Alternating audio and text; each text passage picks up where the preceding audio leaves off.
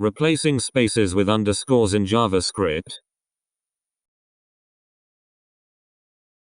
I'm trying to use this code to replace spaces with underscores. It works for the first space in the string, but all the other instances of spaces remain unchanged. Anybody know why?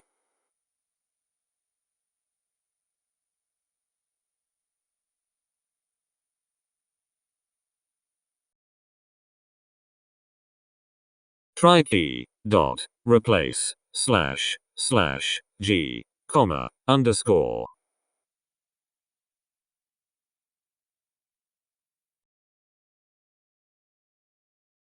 Thanks for watching. Subscribe to learn JavaScript. We have a number of awesome tutorials in the works.